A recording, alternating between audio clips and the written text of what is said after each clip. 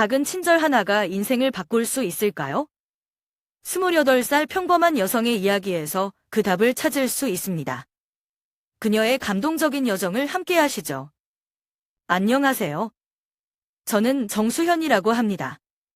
28살, 인천의 작은 원룸에서 혼자 살고 있습니다. 제 하루는 참 단순해요. 아침에 일어나 출근 준비를 하고, 낮에는 슈퍼마켓에서 일하고, 저녁에는 집으로 돌아와 간단하게 밥을 먹고 드라마를 보며 하루를 마무리합니다. 어쩌면 이런 생활이 지루하다고 생각할지도 모르겠어요. 하지만 저는 이런 나날이 나쁘다고는 생각하지 않아요. 물론 가끔씩은 반복되는 일상에 지쳐서 지게 내 인생일까? 라는 생각이 들기도 해요. 그래도 어쩔 수 없잖아요. 엄마가 지방에서 류머티즘으로 병원 신세를 지고 계셔서 제가 꾸준히 돈을 보내야 하거든요. 사실 슈퍼마켓에서 일하는 게 처음부터 제 꿈은 아니었어요. 어릴 때는 나도 다른 애들처럼 멋진 직업을 가지는 상상을 많이 했죠. 그런데 현실은 그렇게 쉽지가 않더라고요. 대학도 그저 무난히 졸업했고 취업을 준비할 때마다 뭔가 부족한 느낌이 들어서 늘 자신감이 없었어요. 슈퍼마켓 일도 처음에는 잠깐 하다가 다른 걸 찾아보자는 마음으로 시작했는데 벌써 3년이나 지나버렸네요. 요즘 가끔씩 옛날 친구들의 SNS를 보면 묘한 기분이 들어요. 어떤 친구는 멋진 회사에서 일하고 있고 어떤 친구는 해외여행 사진을 올리며 행복해 보여요.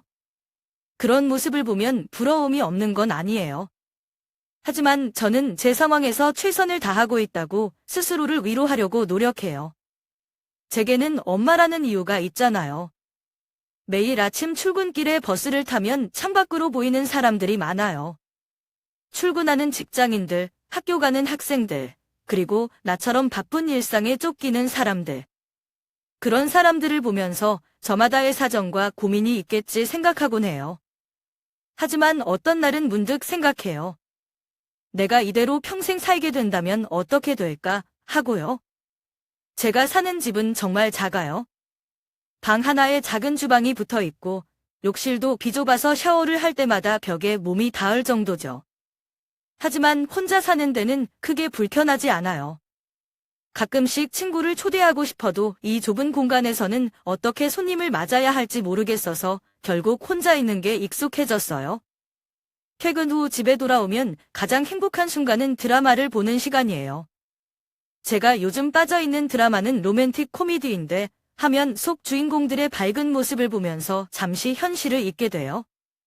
물론 드라마가 끝나고 나면 다시 내 현실로 돌아와야 하지만요. 저녁밥도 늘 간단해요. 대부분 김치찌개나 계란말이 같은 간단한 반찬으로 해결해요.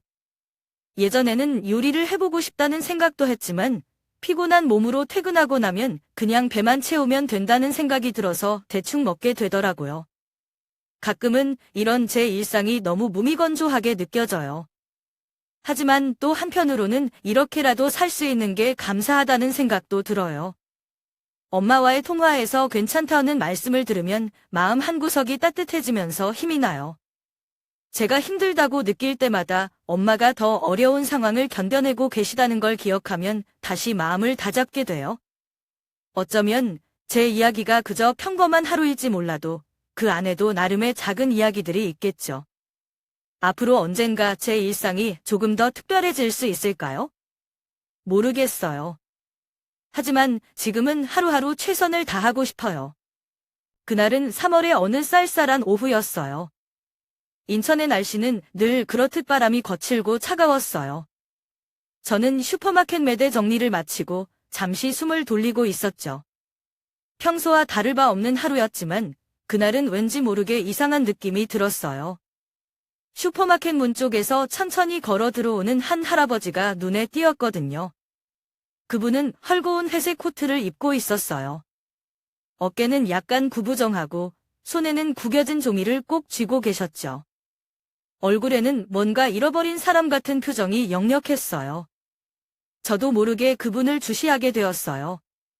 다른 손님들과는 조금 달라 보였거든요. 그분은 매대 사이를 서성이다가 제 쪽으로 다가오셨어요. 제가 인사를 건넸지만 그분은 바로 대답하지 않으셨어요. 대신 종이를 저에게 내미셨죠. 종이를 펴보니 손으로 쓴 글씨가 너무 흐릿하고 삐뚤빼뚤해서 알아볼 수 없었어요.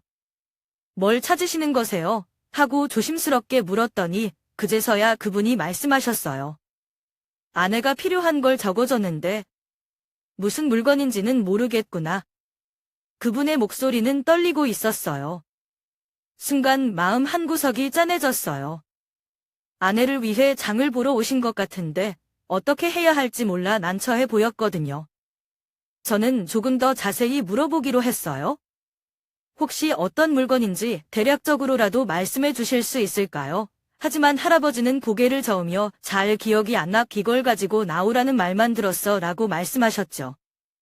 제가 도와드리겠다고 하자 그분의 표정이 약간 풀렸어요. 고맙구나, 아가씨. 내가 요즘 자꾸 이런 일이 생겨서 그때 저는 할아버지가 단순히 물건을 잊으신 게 아니라 더 깊은 문제가 있을 수 있겠다는 생각이 들었어요. 할아버지의 눈빛에는 뭔가 불안함과 혼란스러움이 섞여 있었어요.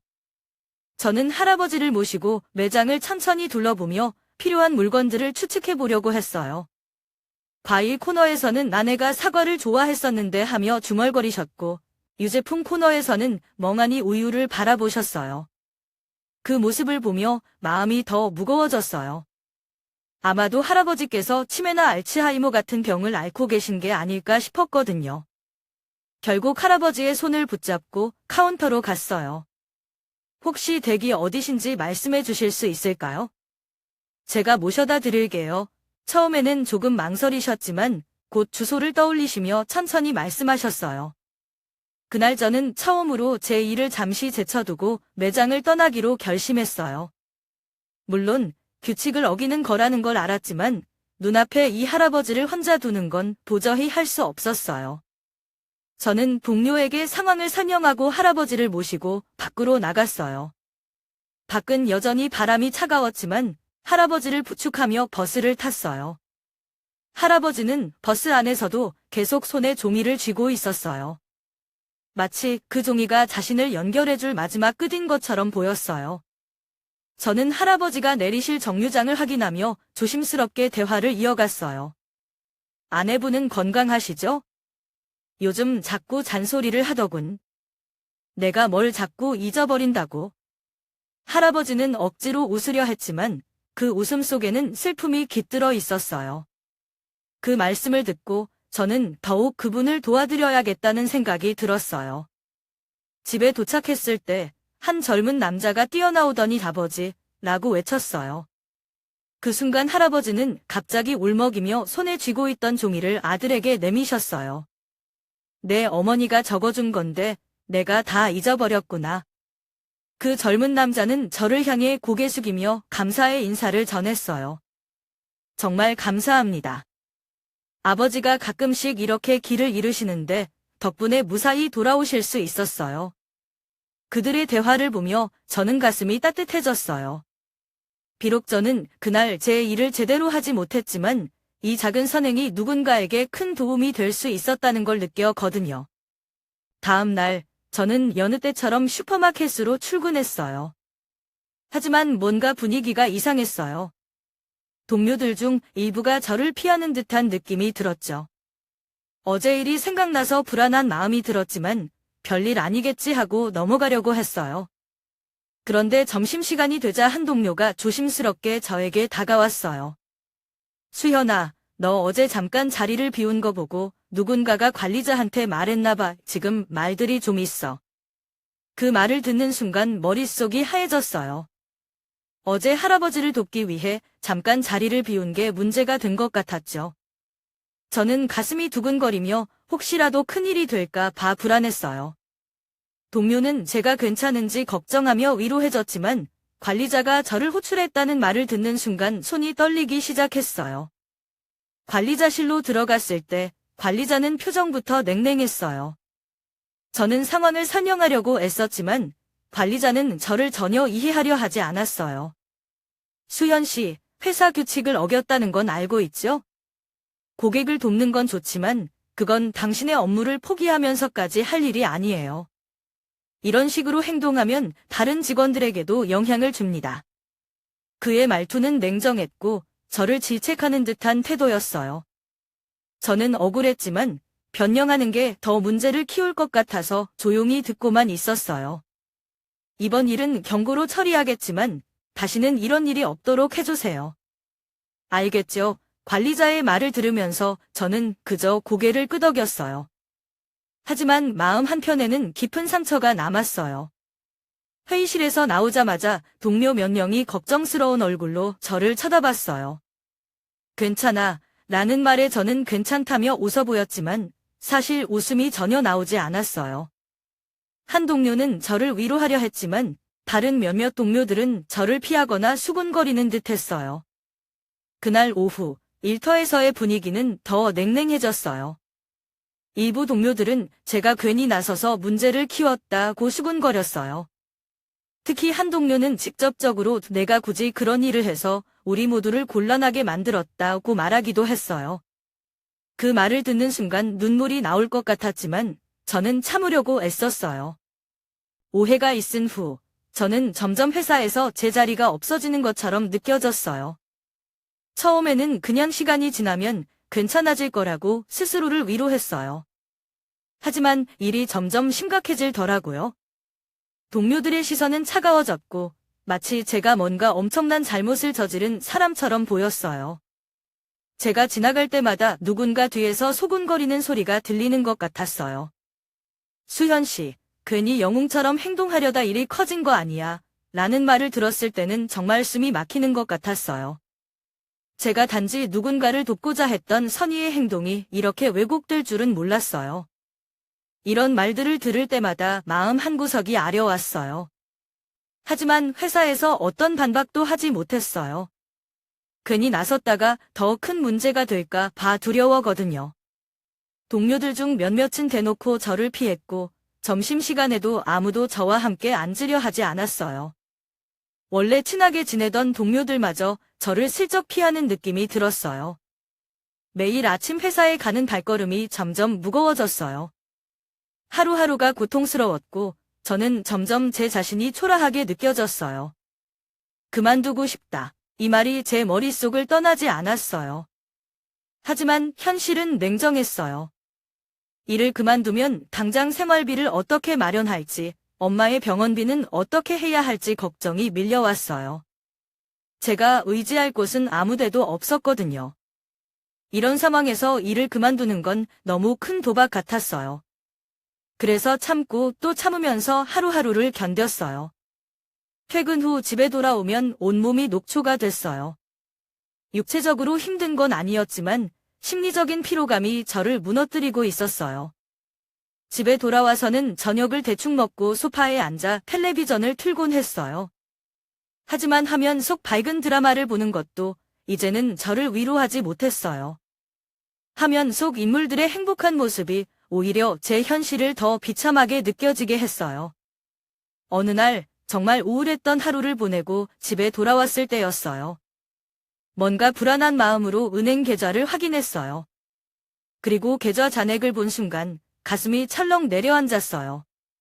숫자는 너무 적었고 다음 달 월세를 내고 나면 거의 아무것도 남지 않을 상황이었어요. 그 순간 저는 한숨도 나오지 않았어요. 그저 화면을 멍하니 바라보면서 이제 진짜 끝인가 라는 생각만 들었어요. 그날 밤 저는 침대에 누워도 잠을 잘 수가 없었어요. 머릿속에서는 수많은 걱정이 떠올랐어요. 어떻게 해야 하지? 정말 이렇게 살 수밖에 없는 걸까? 내가 뭔가를 바꿀 수 있을까? 이런 생각들이 저를 점점 더 깊은 우울 속으로 끌어당겼어요. 결국 저는 베개를 껴안고 조용히 눈물을 흘렸어요. 그 눈물은 제 자신에 대한 한탄이었고 동시에 제가 할 수 있는 게 아무것도 없다는 무력감 때문이었어요. 혼란스러운 마음으로 하루하루를 보내던 어느 날이었어요. 평소처럼 지친 몸으로 집에 돌아와 현관문을 열었을 때 바닥에 놓인 작은 소포를 발견했어요. 저는 순간 당황했어요. 누구한테 온 걸까? 라고 생각하며 소포를 조심스럽게 열어봤어요. 안에는 편지와 작은 공책 하나가 들어있었어요. 편지에는 익숙한 이름이 적혀 있었어요. 김영재라는 이름을 보는 순간 바로 그 할아버지의 아들임을 알아차렸어요. 마음이 조금 떨리기 시작했어요. 편지를 읽어 내려가면서 저는 그가 보낸 진심 어린 감사의 말을 느낄 수 있었어요. 정말 감사합니다. 아버지를 도와주신 덕분에 무사히 집에 돌아오셨습니다. 그날의 당신의 선행은 저희 가족에게 큰 감동을 주었습니다. 바쁘신 와중에 시간을 내어주신 그 마음을 잊지 않겠습니다. 편지를 읽는 내내 마음이 뭉클해졌어요. 제가 그저 할 수 있는 일을 했을 뿐인데 그게 누군가에게 이렇게 큰 의미가 되었다니 믿기지가 않았어요. 그리고 편지 끝에는 이렇게 적혀 있었어요. 이 공책은 제가 좋아하는 문구점에서 골랐습니다. 여기에 당신의 새로운 이야기를 써 내려가 보세요. 공책 앞에는 제가 좋아하는 말 하나를 적어 두었습니다. 어려움 속에서 새로운 기회를 찾으시길 바랍니다. 공책을 들어서 앞표지를 살펴봤어요. 거기에는 정갈한 글씨로 이렇게 적혀 있었어요. 어려움을 기회로 바꾸세요. 그 한 문장이 제 머리를 맑게 해주었어요. 마치 어두운 방에 갑자기 불이 켜지는 것처럼 마음속에 무언가가 울렸어요. 지금까지 저는 현실의 무게에 짓눌려서 아무것도 할 수 없다고 생각했어요. 하지만 이 문장을 보니 내가 할 수 있는 일이 정말 없을까? 라는 질문이 떠올랐어요. 저는 공책을 펼쳐 첫 장에 적혀있는 빈 공간을 바라봤어요. 그리고 펜을 들어 첫 번째 문장을 써 내려갔어요. 나는 어떻게 바뀔 수 있을까? 그 질문은 간단했지만 저에게는 엄청난 도전처럼 느껴졌어요. 저는 공책을 쓰다듬으며 생각했어요. 지금의 내가 할 수 있는 일, 그리고 앞으로의 내가 되고 싶은 모습, 여기에 모두 적어보자. 그날 밤, 저는 오랜만에 밝은 마음으로 잠들었어요. 다음 날 아침, 공책을 다시 열어 아이디어를 적어보기 시작했어요. 내가 지금까지 잘했던 일은 뭐지? 내가 좋아하는 건 뭐지? 새로운 길을 찾으려면 어떤 걸 배워야 하지? 이런 질문들을 떠올리며 하나씩 적어 내려갔어요. 저는 슈퍼마켓에서 일했던 순간들이 머릿속에 계속 떠올랐어요. 그때마다 저는 상품을 어떻게 더 잘 보이게 배치할 수 있을지 자주 고민했었죠. 진열대를 바꿔보기도 하고 고객의 시선이 더 쉽게 닿을 수 있는 곳에 인기 있는 제품을 배치하는 방법을 생각하기도 했어요. 하지만 그런 제안들은 관리자의 무관심 속에 묻혀버리기 일쑤였어요. 이건 왜 이렇게 진열하셨어요? 이러면 고객들이 관심을 못 가질 것 같아요. 제가 조심스럽게 물어봤을 때 관리자는 피곤한 얼굴로 이렇게 대답했어요. 수현 씨, 그냥 시키는 대로만 하세요. 그게 제일 편해요. 그 말을 들었을 때 저는 조금 씁쓸했지만 별 수 없이 고개를 끄덕였어요. 하지만 생각해보면 그때 제가 했던 제안들은 단순한 의견 이상이었을지도 몰라요. 저는 고객들이 어떤 물건을 더 좋아하는지, 무엇을 더 많이 구매하는지 항상 유심히 관찰하곤 했어요. 어쩌면 저는 그때부터 마케팅에 대해 관심을 가지고 있었던 건 아닐까요? 그런 기억이 떠오를 때마다 가슴이 조금 설렜어요. 내가 진짜 좋아하는 게 이거라면? 내가 이걸 더 깊이 공부해보면 어떨까 하는 생각이 머릿속에서 떠나질 않았어요. 그날부터 저는 인터넷을 찾아보기 시작했어요. 마케팅 기초, 브랜드 전략, 상품 진열 같은 키워드를 검색하면서 무료 강의와 자료들을 찾기 시작했어요. 처음에는 모든 게 낯설고 어렵게 느껴졌어요. 마케팅 용어조차 이해하기 힘들었거든요. 하지만 저는 포기하지 않았어요. 하루에 조금씩이라도 배우기로 마음먹었어요. 저는 노트와 펜을 준비하고 강의를 들을 때마다 중요한 내용을 적어두었어요. 고객의 관점을 이해하라. 브랜드 가치는 신뢰에서 나온다. 시각적인 요소는 소비자의 구매 결정에 영향을 준다. 이런 문장들을 노트에 빼곡히 적어 내려갔어요. 매일 밤, 저는 퇴근 후 2~3시간씩 강의를 듣고 자료를 읽었어요. 피곤할 때도 있었지만 이상하게도 이 시간을 보내는 동안에는 오히려 에너지가 생기는 것 같았어요. 새로운 것을 배우는 즐거움이 저를 움직이게 했거든요. 처음에는 단순히 강의를 듣고 정보를 받아들이는 것만으로 만족했지만 시간이 지나면서 저도 직접 아이디어를 만들어 보고 싶었어요. 그래서 슈퍼마켓에서의 경험을 떠올리며 새로운 진열 방식을 구상해 보았어요. 예를 들어, 계절에 맞는 상품을 중심으로 꾸미는 방법이나 고객이 쉽게 접근할 수 있는 동선을 설계하는 방법 등을 생각해 보았죠. 제가 만든 아이디어들은 노트 한쪽에 정리되었어요. 만약 내가 슈퍼마켓을 운영한다면 이런 상상을 하며 하루하루 더 많은 아이디어를 적어 나갔어요. 고객이 원하는 건 단순한 구매가 아니라 경험일지도 몰라 이런 생각도 떠올랐죠. 그 과정에서 저는 저 자신에 대해 새롭게 알게 되었어요. 내가 생각보다 관찰력이 뛰어나구나.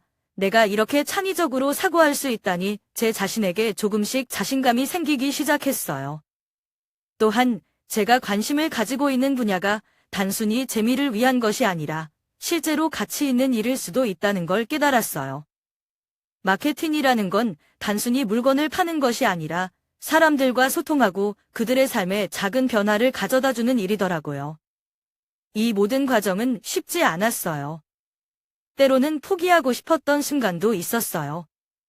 이걸 배운다고 내 인생이 정말 나아질까 하는 회의감이 들 때도 있었어요. 하지만 그럴 때마다 저는 공책 첫 장에 적힌 말을 떠올렸어요. 어려움을 기회로 바꾸세요. 그 문장은 제게 다시 한번 용기를 주었어요. 하루하루 조금씩 배워가면서 저는 새로운 가능성을 발견하고 있었어요. 그리고 그 가능성이 저를 앞으로 나아가게 하는 힘이 되었어요. 어느 날 저녁, 퇴근 후 평소처럼 인터넷을 하며 시간을 보내고 있었어요. 그날은 왠지 모르게 마음이 더 답답했어요. 무언가 변화를 만들고 싶은데 어떻게 해야 할지 막막한 느낌이 들었죠. 그래서 저는 자연스럽게 구직 사이트를 살펴보기 시작했어요. 새로운 직업이나 기회를 찾을 수 있을까 하는 희망으로요. 스크롤을 내리다가 한 공고가 제 눈에 들어왔어요. 서울 대기업 마케팅 아이디어 공모전 개최, 라는 문구가 적혀 있었어요. 순간 심장이 조금 두근거렸어요. 이건 뭘까 하는 호기심으로 클릭해서 공고를 읽어보니 참가 조건은 간단했어요.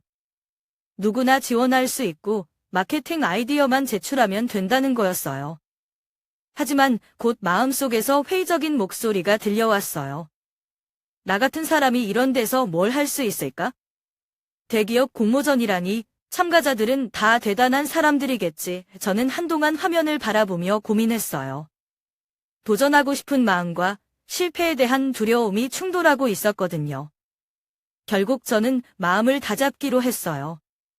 이렇게 기회가 왔는데 시도조차 하지 않는다면 평생 후회할지도 몰라 그런 생각이 들었어요. 그리고 제게 영감을 준 건 바로 그 할아버지와의 만남이었어요. 저는 그날의 경험을 떠올리며 아이디어를 구체화하기 시작했어요. 고객의 마음을 움직이는 마케팅이란 뭘까? 저는 스스로에게 질문했어요. 그리고 답은 간단했어요. 진심 오 사람들에게 다가가기 위해서는 단순히 물건을 파는 것이 아니라 마음을 움직이는 경험을 제공해야 한다고 생각했어요. 그렇게 해서 제 아이디어가 점점 구체화되었어요. 저는 아이디어에 고객의 마음을 울리는 마케팅지라는 이름을 붙였어요.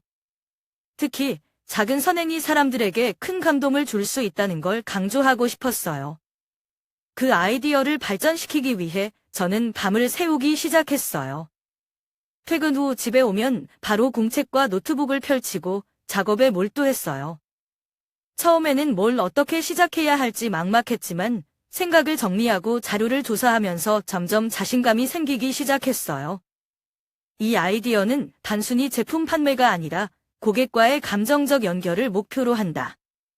예를 들어 고객의 개인적인 사연을 반영한 맞춤형 서비스, 지역사회를 지원하는 캠페인 등 이런 내용을 정리하면서 저는 제 아이디어가 점점 더 현실화되고 있다는 느낌을 받았어요. 공모전 마감일이 가까워질수록 저는 더 열심히 몰입했어요.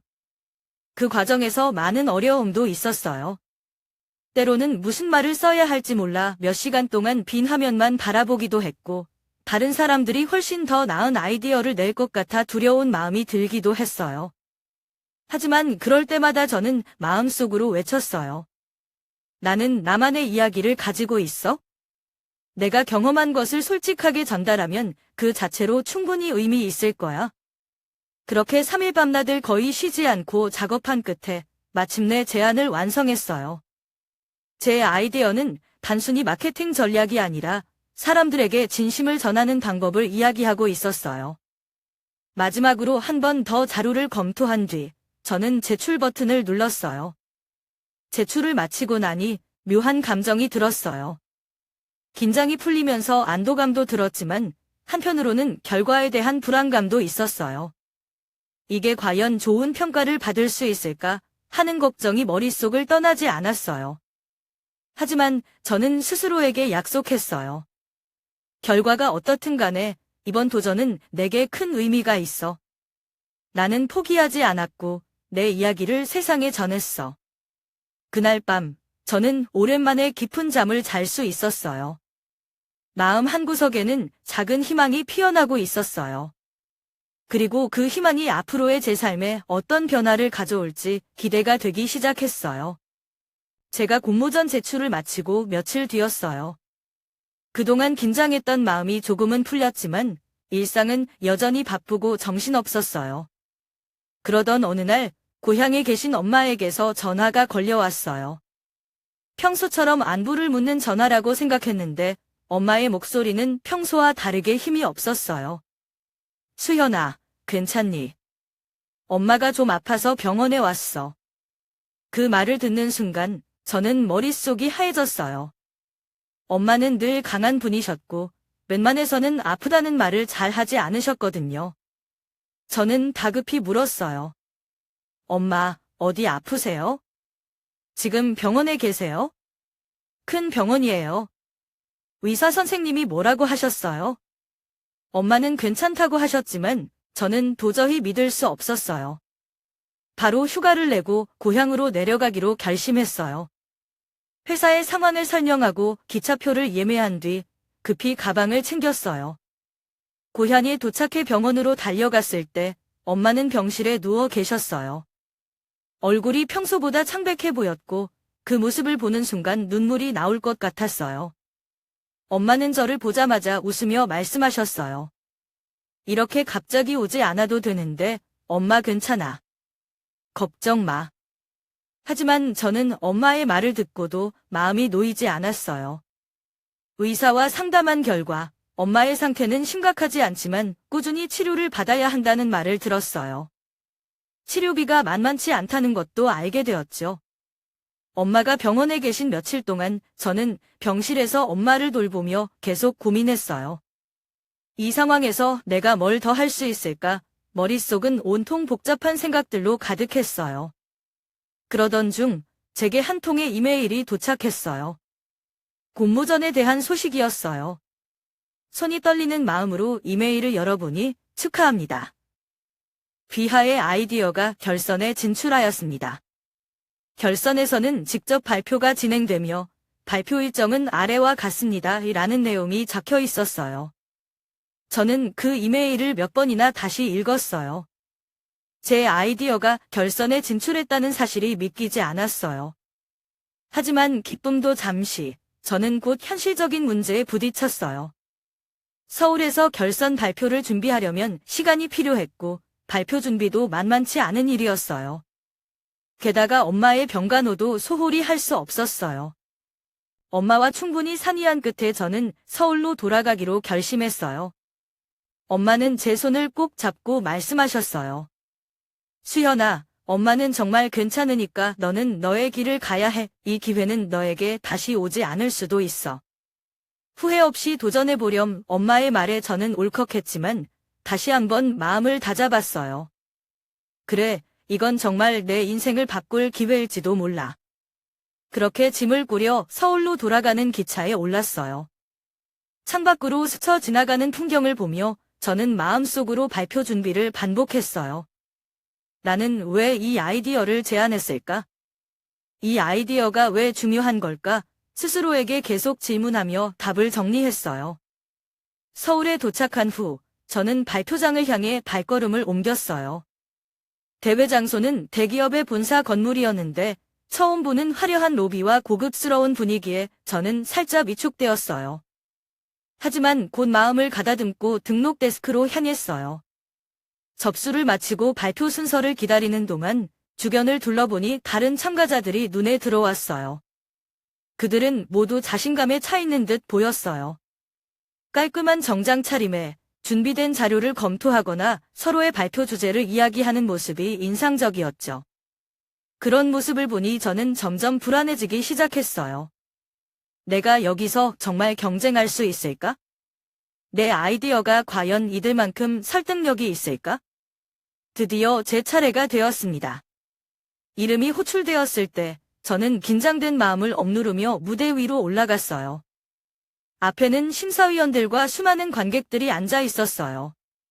그들의 날카로운 시선이 느껴졌지만 저는 호흡을 가다듬고 발표를 시작했어요. 안녕하세요. 저는 정수현입니다. 오늘 저는 고객의 마음을 움직이는 마케팅에 대해 이야기하려고 합니다.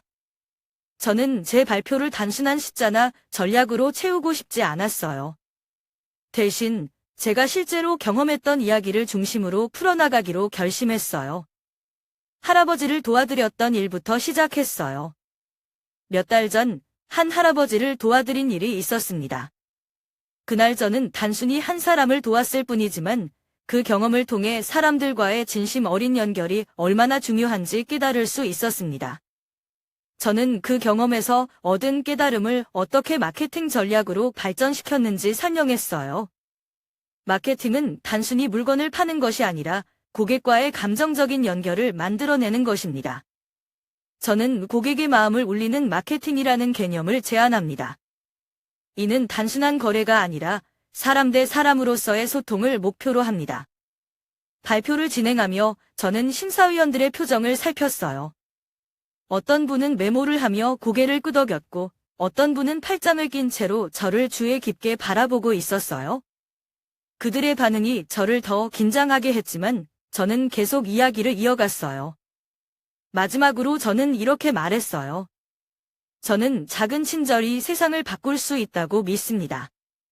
우리가 고객을 단순히 소비자가 아니라 한 사람으로 바라볼 때 우리의 마케팅은 더 큰 가치를 가질 수 있습니다.